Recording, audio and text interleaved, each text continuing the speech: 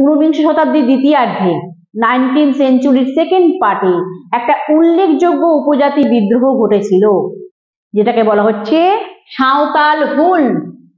সাঁওতাল হুল বা সাঁওতাল বিদ্রোহ। এটি হয়েছিল 1855 থেকে 56 খ্রিস্টাব্দে, 1855 থেকে 56-এ। প্রথম কারণ হিসাবে আমি বলতে পারি জমির উপর ব্রিটিশদের অধিকার বা জবরদখল। সেটা কি?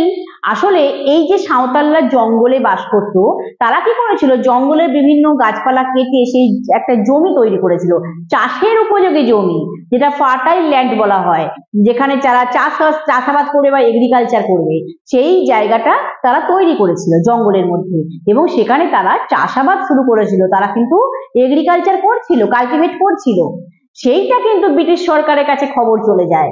ব্রিটিশ সরকার সেইখানে থেকে, সেই জমি থেকেও কিন্তু উপজাতিদের ওপর রাজস্ব চাপিয়ে দিয়েছিল, যে সেই জমির ওপর যতটা পরিমাণ তারা জমিতে চাষ করছিল, নিজেদের তৈরি করা জমি, কিন্তু সেই জমিতে যতটা পরিমাণ তারা চাষ করছিল, ব্রিটিশ সরকারকে তার জন্য নাকি রাজস্ব দিতে হবে, রেভিনিউ দিতে হবে, এবং সেই রাজস্বটা অনেকটা পরিমাণ চাপিয়ে দিয়েছিল।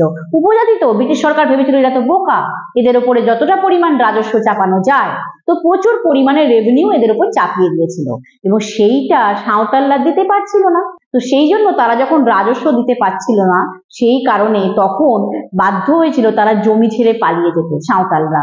তখন ব্রিটিশ সরকার সেই সুযোগে তাদের জমিগুলো সব জবরদখল করে নিয়েছিল বা ক্যাপচার করে নিয়েছিল, সাঁওতালদের যে ল্যান্ড ছিল। এটা একটা প্রথম কারণ ছিল। তারপরে দেখো, ব্রিটিশ সরকার শুধু এই জমির উপরই রাজস্ব চাপায়নি, তাদের উপর আরো অনেক নানা রকম কর চাপিয়েছিল। তার ফলে সাঁওতালরা কিন্তু সর্বশান্ত হয়ে গেছিল। তাই এটাও কিন্তু একটা কারণ সাঁওতালদের ব্রিটিশ সরকারের বিরুদ্ধে ক্ষুব্ধ হওয়ার বা অফেন্ডেড হওয়ার। 3 নম্বর কারণ হচ্ছে সাঁওতালদের উপর অত্যাচার।